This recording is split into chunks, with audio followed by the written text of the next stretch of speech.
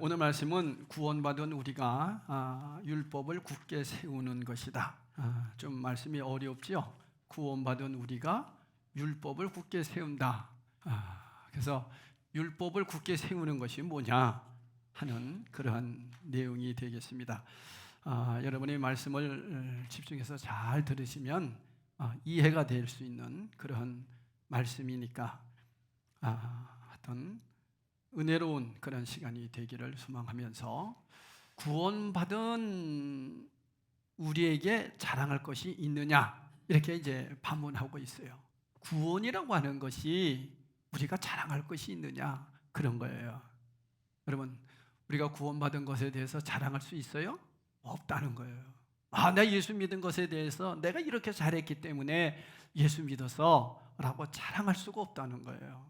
우리가 하나님께 구원받은 것이 의롭게 내가 행동했기 때문이가 아니라 믿음의 법에 의해 의롭다 함을 받은 것이라는 거예요. 그러면 여러분, 믿음의 법이 무엇일까요? 28절입니다. 우리 다 같이 읽겠습니다. 28절. 그러므로 사람이 의롭다 하심을 얻는 것은 율법의 행위에 있지 않고 믿음으로 되는 줄 우리가 인정하노라. 사람을 의롭다 하시는 분은 하나님이시다고 그랬죠. 우리 구원을 이루게 하시는 분도 하나님이시다고 했죠. 내가 무엇을 해서 열심히 하나님 나라에 갈 수 있을 것 같으면 걱정도 안 해요. 전적인 하나님의 은혜예요. 하나님이 우리를 택하신 거예요. 하나님께서 우리를 어떻게 그러면 의롭게 하셨습니까? 은혜로, 값없이 예수님을 제물로 삼으시고 오래 참으시고 죄를 패스오버해 주시고 간과해 주시고, 그래서 우리를 의롭게 하셨다고 지난주에 말씀드렸죠. 그런데 하나님께서 주시는 의를 우리는 그러면 어떻게 받아들인다고 했어요? 그걸 어떻게 받아들인다고 했어요? 믿음으로. 믿음으로 되는 줄 우리가 인정하노라. 인정한다. 그 얘기는 확신한다. 주님이 값없이 은혜로 우리에게 십자가에서 예수님이 돌아가셨어요. 그 사실을 내가 믿어요. 주님이 부활하심으로 나도 부활한다는 것을 나는 믿어요. 그거 인정해요. 확신해요. 그렇다는 거예요. 그래서 믿음으로 구원받는 거예요. 그렇다면 우리가 그런 얘기 하잖아요. 그럼 목사님, 믿음으로 내가 믿는다는 것 자체는 공로 아닙니까? 그죠? 나 안 믿어 그러는 사람과 내 믿어, 내가 믿는다고 했으니까 그 은혜로 구원받는 거 아닙니까? 그러니까 내가 믿는다는 거, 이것은 공로 아닙니까? 이렇게 질문할 수 있지 않느냐 하는 거예요. 근데 사도 바울은 그럴 수 없다는 거예요. 그것도 아니다는 거예요. 이게 뭔 얘기냔 말이에요.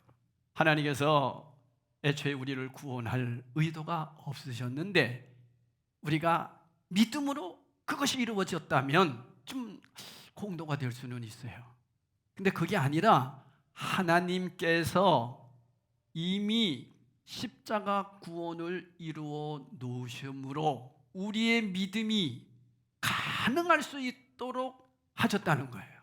그러니까 이미 다 주님께서 이루어 놓으신 것을 그냥 내가 스위치 하나만 켰다는 거예요.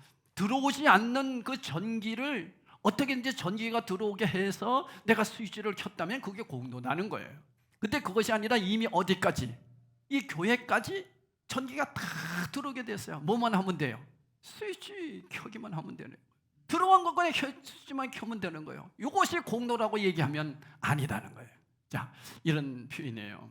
유치원 다니는 어린아이가 자기 방에 스위치를 딱 켰어요. 엄마, 내가 스위치를 켜니까 불이 들어왔어. 어린아이의 경우라면 그게 자랑할 수가 있는 거예요. 그죠? 어린아이니까 할 수도 없는 찌뚱찌뚱거리면서 겨우 스위치를 켰어요. 그렇다면은 걔는 공로가 될 수 있어요. 근데 어른이 켰다. 그게 공로예요? 나 이거 켰으니 돈 주세요. 이럴 어른은 없다는 거예요. 은혜단 말이에요. 그러면 어른인 경우는 어떻게 해요? 그 스위치를 켰기 때문에 이제 불이 이렇게 환하게 집안에 들어왔으니 우리가 무엇을 해야 될까? 그걸 생각하고 사는 것이 어른들의 모습 아니겠어요? 그죠? 주님의 은혜로 내가 구원을 받았으니 내가 이제 어떻게 살아야 될까? 어떻게 그 은혜에 보답해야 될까? 이 주님의 사랑을 어떻게 내가 감사하며 살아야 될까? 그것이 구원받은 성도의 삶이라는 것입니다. 이게 신앙생활을 하는 거예요. 근데 어떤 사람들은 구원받으려고 열심히 교회 다녀요. 열심히 교회 다녀야 천국 간대요. 열심히 봉사해야 하나님이 나를 사랑해 준대요. 이렇게 신앙생활이 거꾸로 돼버렸어요. 이건 수렁털이에요. 혹여나 여러분이 그런 마음으로 오늘 이 자리에 앉아 있었다면 이제 생각을 바꾸셔야 돼요. 너무나 감사해서 은혜로 하나님이 나를 하나님 자녀 삼아 주셔서 너무 감사해서 예배 드리는 거예요. 할렐루야. 너무 감사해서 예물을 올리는 거예요. 그러니까 여러분, 물질을 하나님 앞에 드리는 것도 자랑할 것이 있어요, 없어요? 없는 거예요. 너무 감사해서. 그래서 감사가 넘치는 사람이 하나님 앞에 예물도 기쁘게 더 드리죠. 그래서 그 사람이 물질을 드리는 거 보면 그 사람의 감사 생활이 얼마나 넘치는가를 알 수가 있는 거예요. 다음 주가 우리 추수감사 주일이에요. 여러분, 정말 감사한 만큼, 주님을 사랑하는 만큼 한번 감사해보는 그런 추수감사절이 되기를 축복해요. 또 자랑할 것이 없는 이유가 있어요. 그게 뭘까요? 29절에 말씀합니다. 우리 다 같이 한번 읽겠습니다. 시작. 하나님은 다만 유대인의 하나님이냐? 또한 이방인의 하나님은 아니시냐? 진실로 이방인의 하나님도 되시느니라. 우리는 본래 하나님을 아버지 이렇게 부를 수 있는 자격이 있어요, 없어요? 없어요. 그런 이방인이에요. 이방인. 선민은 누구예요? 저 이스라엘이에요. 이 유대인들이 이 율법이라고 하는 하나님의 말씀을 잘못 알고 있기 때문에 그렇습니다. 이는 이, 눈은 눈, 칼은 칼로 망한 거예요. 그걸로 적을 쳐서 끝까지 무너뜨리라는 뜻이 아닌데 문자 그대로 해석하기 때문에 이러한 일들이 진행되고 있어요. 그들은 선민이거든요. 먼저 선택받은 자들이거든요. 그런데 오늘 본문에 보니까 뭐래요? 유대인의 하나님이시냐? 그들만의 하나님이냐? 또 이방인의 하나님은 아니시냐? 우리가 뭐예요? 우리는 이방인이에요. 그런데 우리의 하나님도 되신다는 거예요. 왜요? 그게 은혜예요. 왜 그런지 몰라요. 여러분, 여러분이 구원받은 거 왜 받았어요? 몰라요. 하나님의 은혜예요. 순전히 하나님의 은혜로 인합니다. 그런 얘기예요. 그래서 자랑할 것이 있다 없다? 없어요. 지난주에 우리 3장 22절에도 이런 말씀이 있습니다. 곧 예수 그리스도를 믿음으로 말미암아 모든 믿는 자에게 미치는 하나님의 의인이, 이 의가 뭐라 그랬어요? 착한 행실이다 그랬잖아요. 의인이 차별이 있다 없다? 우리도 믿음으로 아브람, 모세, 다윗처럼 될 수 있는데 이것이 바로 하나님의 은총에 의해 가능하다는 것입니다. 그래서 바울은 다음과 같이 말했습니다. 에베소서 2장 8절에서 9절이에요. 또박또박 읽어보겠어요. 시작. 너희는 그 은혜에 의하여 믿음으로 말미암아 구원을 받았으니 이것은 너희에게서 난 것이 아니요 하나님의 선물이라. 행위에서 난 것이 아니니 이는 누구든지 뭐하지 못하게 함이라. 구원받은 거 자랑할 것이에요? 뭐 아니에요? 아니다는 거예요. 물론 내가 하나님 자녀 됐어, 이거는 자랑해야 돼. 그런데 내가 잘나서 구원받았어, 이렇게 자랑할 것이 아니다. 그래서 감사할 것뿐이다. 구원받음에 감사한 것뿐이에요.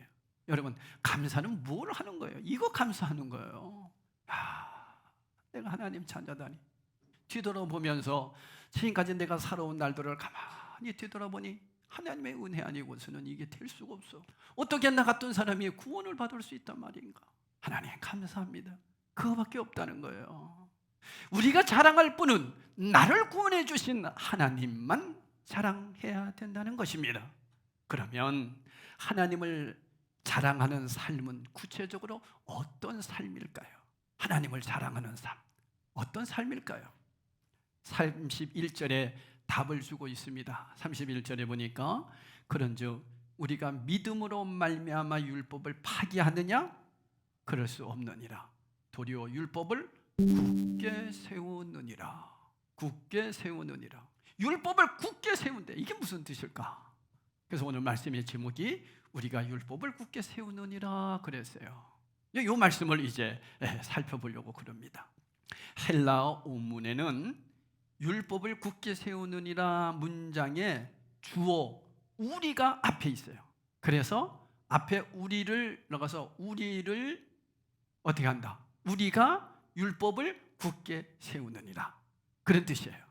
우리가 율법을 굳게 세우느니라. 우리가 누구예요? 구원받은 우리가. 그러면 구원받은 우리가 율법을 굳게 세우는 것이 우리를 자랑하는 것이 아니라 뭐 하는 거예요? 하나님을 자랑하는 거라는 거예요. 어떤 사람은 우리가 은혜로 구원받은 은혜의 시대에 살아가고 있습니까? 율법은 전부 폐해졌다 이렇게 얘기하는 사람들이 있어요. 여러분, 별 사람 다 있습니다.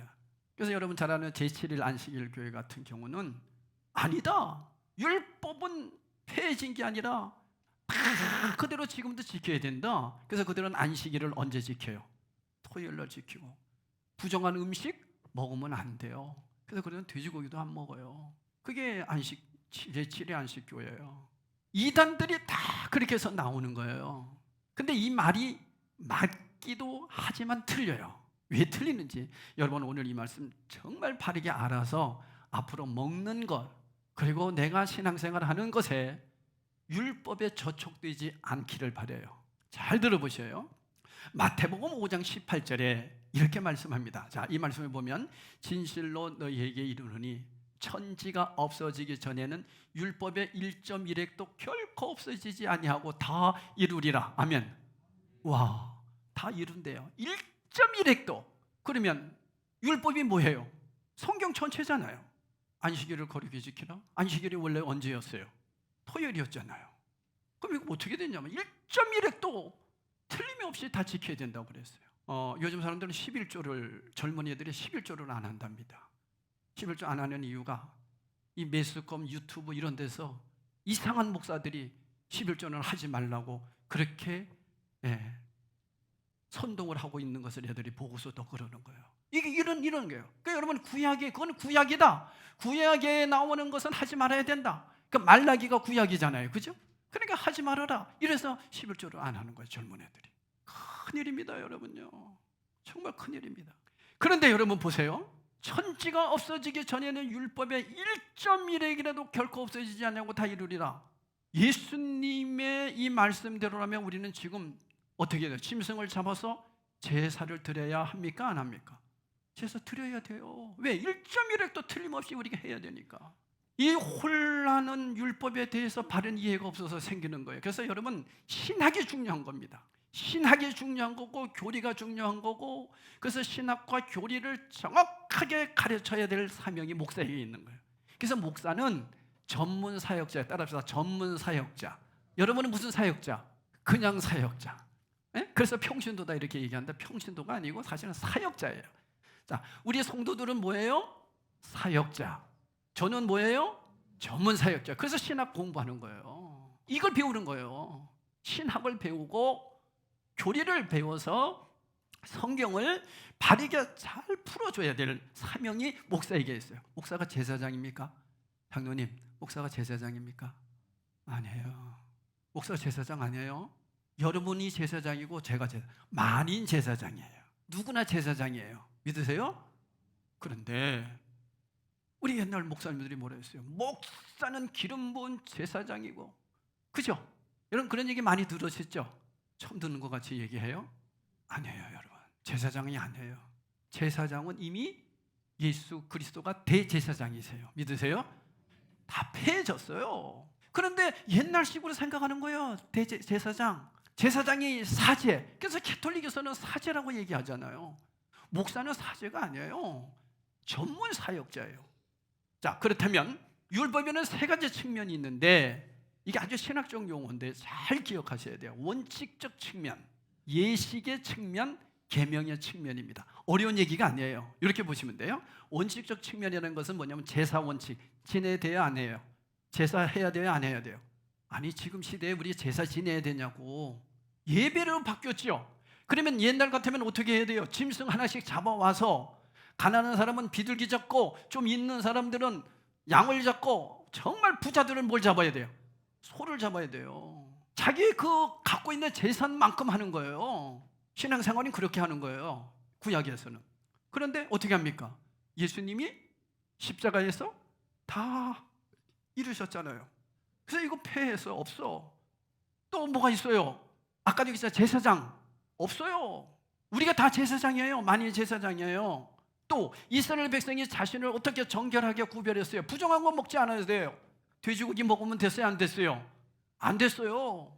그래서 제가 이거 뭐 굳이 가르칠 필요가 없어서 제가 안 가르치는데, 뭘 부정한 동물이 이렇고 좋은 동물이 있었고 이런 것들을 가르칠 이유가 지금 뭐가 있냐 말이에요. 이미 다 폐해졌단 말이에요. 개고기 왜 먹지 말라고 그랬어요? 목 메어 죽은 것을 먹지 말라 그래가지고 옛날에 개고기 못 먹게 했어요. 어떤 목사님들은 먹어라, 어떤 목사님 먹지 말아라. 부흥사들은 개고기 무지하게 잘 먹거든요. 왜냐하면은 이 목을 쓰는데 이 개고기가 최고다는 거야. 목이 쉬었다고 도 개고기 한 번만 먹으면 목이 싹 사라진대. 지금 개고기 하니까 또 침 삼키는 분들이 몇 분 계시잖아. 그러면 그거 어떻게 되냐는 거예요. 끝났어요. 그러니까 지금 마음이 깨림직하니까 어떻게 합니까? 에이, 개고기는 먹긴 먹어야 되는데 목 메어서 죽은 것은 안 된다고 하니까 총을 쏴서 죽였대. 그래가지고 개고기 잡는 사람들이 있어요. 아니, 먹으면 어떻습니까? 저는 개고기 안 먹습니다. 예전에 먹었어요. 안 먹는 이유는 좀 깨림직해서. 왜 깨림직하냐면 집에서 개들을 이렇게 많이 키우는데 개고기 먹으면 나를 완전히 미개인으로 칠 거 아니에요. 은혜 떨어질까 봐. 사도 바울이 그런 얘기했어요. 내가 고기를 먹는데 믿음이 약한 사람이 내 고기 먹는 걸 보고 실족한다면 난 고기 안 먹겠다. 그래서 제가 개고기 안 먹는 거예요. 실족당할까 봐. 그렇지 않아요? 여러분 집에 가니까 어제 그저께도 우리 방 권사님이 여기 오셔서 갔더니만 개가 나이가 지금으로 나라면 한 90대인데요. 입에서 냄새가 이렇게 나는 거야. 오래되니까 개에서도 입에 냄새가 나는 거야. 그런데 그렇게 이뻐도 개가, 야, 저 옆에 한번 싹 지나갔는데 내 까만 바지, 이 바지를 입고 갔는데 하얘져, 털이.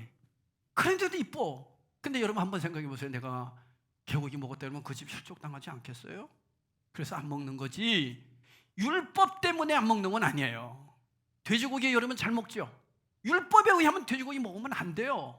그러니까 부정한 음식을 안 먹고 좋은 음식만 먹으면 내가 거룩하다, 이렇게 구별된 것이 구약의 정결 예식이었어요. 근데 그거 다 끝났어요. 예수 그리스도를 통해서.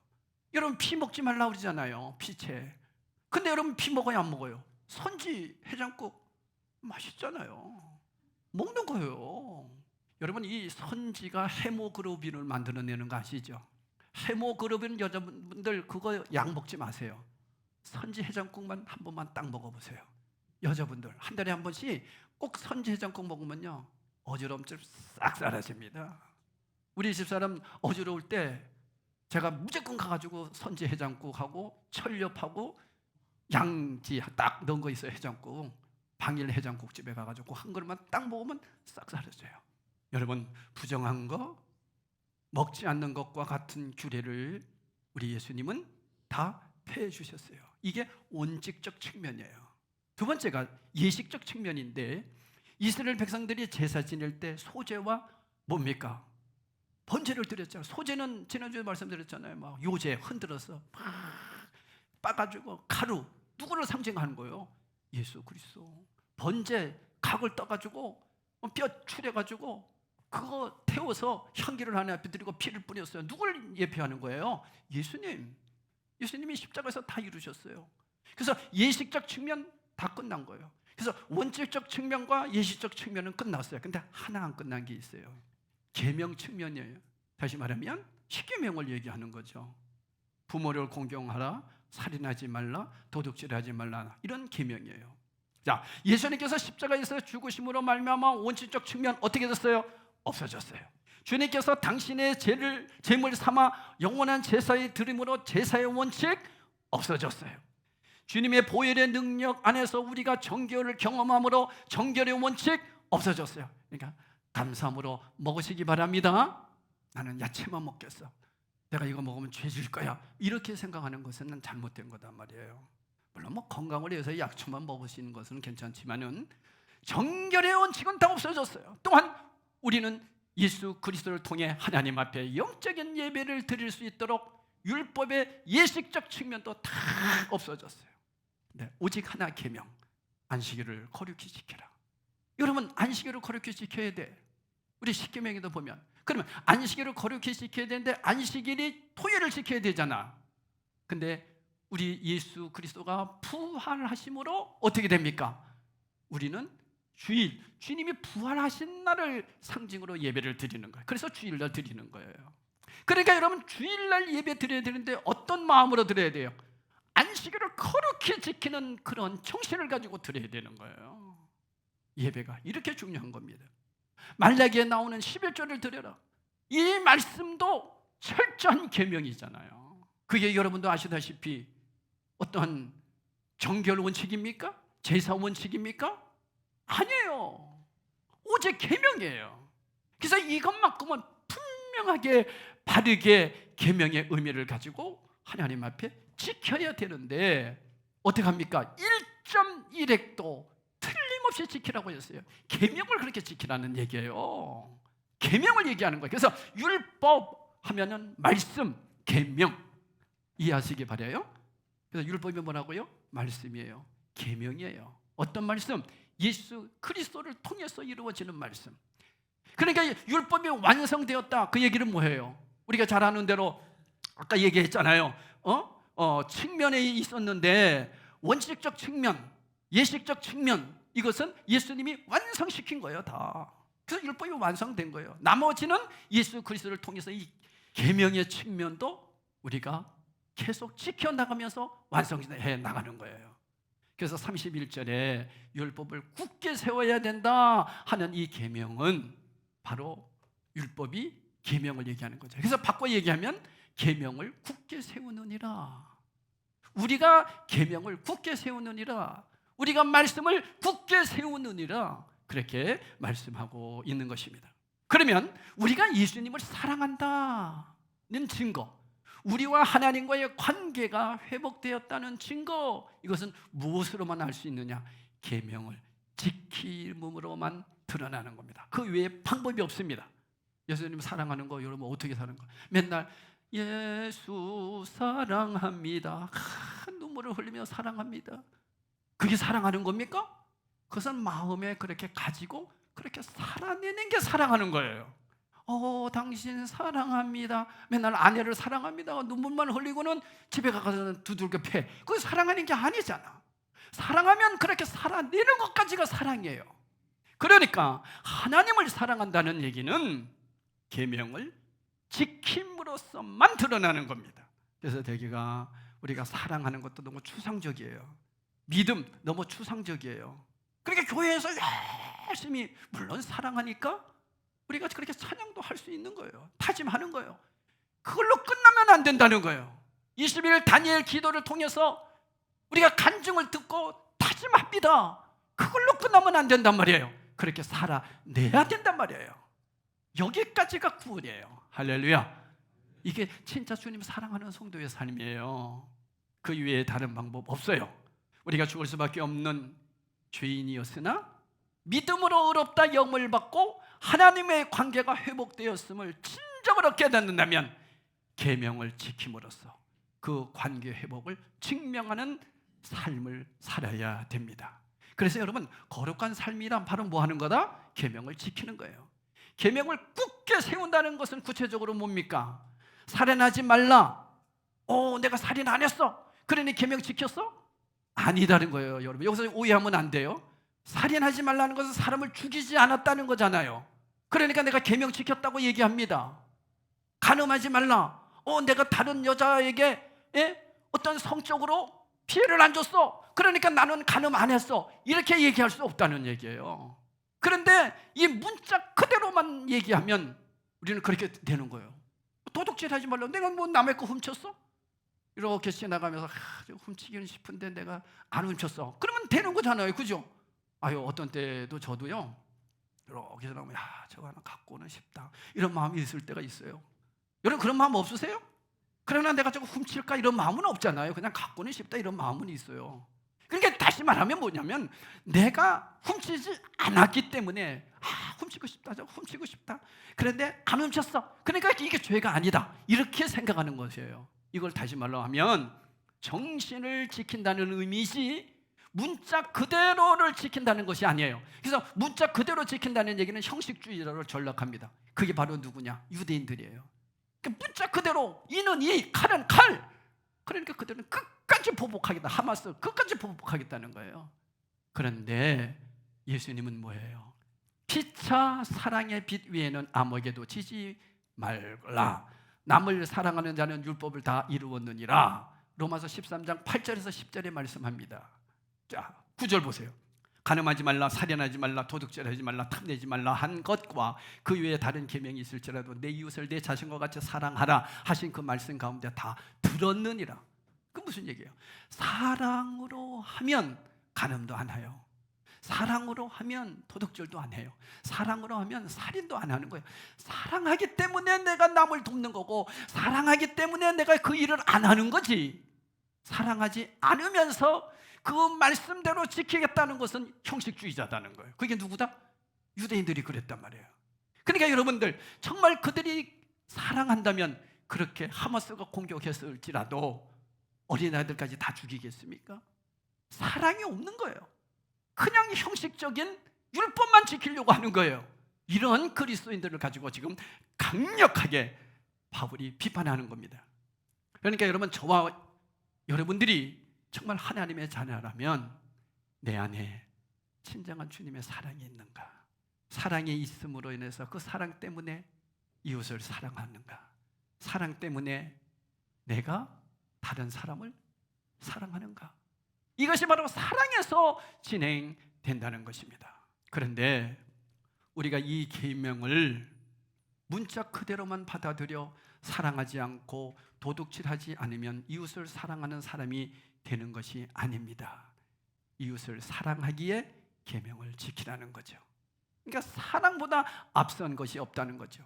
그러니까 여러분, 율법을 굳게 세운다. 율법을 굳게 세우는 삶이란 율법을, 말씀을 어떻게 살아내는 삶, 사랑하기 때문에 그 율법의 말씀대로 살아가는 삶이 율법을 굳게 세우는 거예요.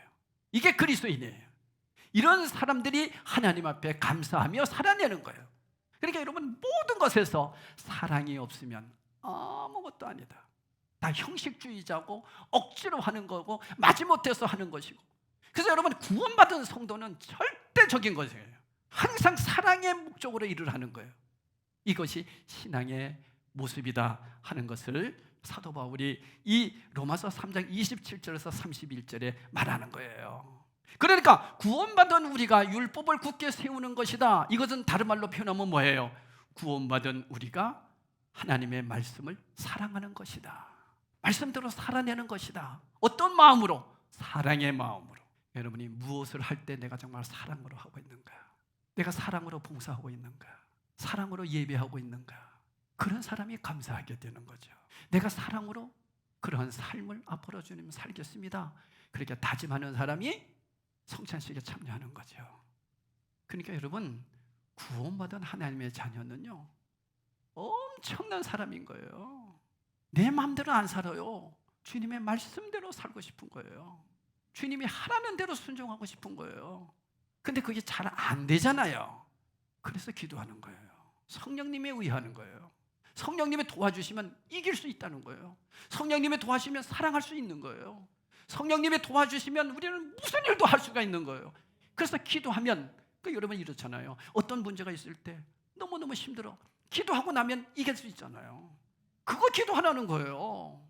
그러니까 바꿔 얘기하면 우리가 기도하지 않는다는 얘기는 그렇게 살기 싫다는 얘기예요. 그래서 말씀과 기도는 같이 가야 된다는 얘기가 이런 뜻이에요. 내가 말씀대로 살아내야 되는데 오늘 말씀을 듣잖아요, 여러분이. 근데 이거 어떻게 삽니까? 답답한 거예요. 내가 하나님 자녀인 것은 맞아. 주님 어떻게 해야 됩니까? 주님 어떻게 해야 됩니까? 기도하는 거예요. 고린도후서 7장 10절에 이런 말씀이 있습니다. 한번 띄워줘 보실래요? 고린도후서 7장 10절이에요. 하나님 뜻대로 하는 근심이 있어요. 고린도후서 여기 보세요. 하나님 뜻대로 하는 근심을 하는 거예요. 오늘 말씀을 여러분 들었어요. 이제 근심이 생기죠. 사랑으로 해야 되는데 나는 지금까지 하나님 자녀인데도 내가 사랑으로 못했네. 그냥 형식적이었네. 주님 어떻게 합니까? 하고 이제 근심이 되죠. 근심이 되니까 뭐 하게 돼요? 후회할 것이 없는 구원에 이르게 하는 회개를 이루는 것이요 뭐요? 기도하게 되는 거예요. 그러니까 여러분 이런 근심 많이 해야 돼요. 아유 근심하면 믿음이 없대. 아니에요. 근데 이런 근심은 하면 안 돼요. 세상 근심. 세상 근심은 근데 여러분 이거요. 세상 근심은 사망을 이루는 거예요. 세상 근심이 뭐예요? 무엇을 먹을까, 무엇을 마실까, 어떻게 하면 잘 살까, 어떻게 하면 좋은 집 살까, 어떻게 하면은 건강해질까, 뭐 이런 쪽에 맨날 근심하는 것은 사망을 이루는 것이지만 하나님 뜻대로 하는 근심이에요. 누구를 구원할까, 누구를 전도할까, 내가 하나님 말씀대로 어떻게 살아갈까, 어떻게 하면 예배를 바로 드릴까, 내가 정말 기도해야 되는데 어떻게 하면 기도를 잘할까, 뭐 이렇게 근심하는 것은 뭐다? 바른 거예요. 이런 근심 좀 많이 하세요. 그렇게 하면 어떻게 합니까? 기도하게 되는 거죠. 기도하니까 후회할 것이 없어요. 그래서 어떻게 합니까? 구원을 이루게 하는, 내가 구원받은 자로 늘 회개의 삶입니다. 여러분 새벽 기도 때 말씀드렸죠. 회개는 진짜 회개와 내가 하나님 앞에 뭐 하는 거? 잘못했습니다 하고 뭐 하는 거? 반성하면서 기도하는 거. 이건 다른 거예요. 근데 우리는 맨날 무슨 기도만 해. 하나님 내가 뭐 잘못됐습니다, 뭐 잘못됐습니다, 용서해 주세요. 맨날 그런 기도만 한다고. 이건 회개가 아니에요. 회개는 뭐냐? 그렇게 내가 잘못했다고 반성하고 하나님 앞에 기도하고 나면 삶을 돌이키는 거, 여기까지가 회개예요. 이해하시겠죠? 그럼 이런 사람으로 살아내게 된다는 거예요. 오늘 이 말씀 꼭 기억하면서 내가 하나님 뜻대로, 오늘 이 말씀대로 정말 이웃을 사랑하는 사람이 돼야 되는데, 저도요 얼마나 근심 많이 하는지 몰라요. 목사님 내가 이거 뭐냐, 내가 이렇게 살아서는 안 되는데 하나님 어떻게 하면 좋아요? 제가 늘 근심하는 게 이거예요. 여러분 근심 좀 많이 하세요. 근심으로만 끝나면 안 돼. 근심하니까 이제 기도하는 거죠. 근심 없는 사람이 어디 있습니까? 근데 이런 근심은 하면 안 돼요. 세상 근심은 따라합시다. 세상 근심은 죽는 거다. 아셨어요? 세상 근심은 하지 마세요. 세상 근심 했을 때는 떠나가! 세상 근심은 떠나가! 안 할 거야! 그러나 무슨 근심? 하나님 뜻대로 하는 근심은 많이 하세요. 그러면 하나님께서 기도하게 해주세요. 이걸 놓고 기도하는 거예요. 하나님 이렇게 좀 살고 싶어요. 어저께 구원받은 우리가 율법을 굳게 세우는 것, 말씀대로 계명대로 살아가는 것, 사랑으로 실천하는 것, 이것이 바로 그리스도인임을 꼭 기억하시면서 성찬에 참여하기를 축복합니다. 성찬식 합니다.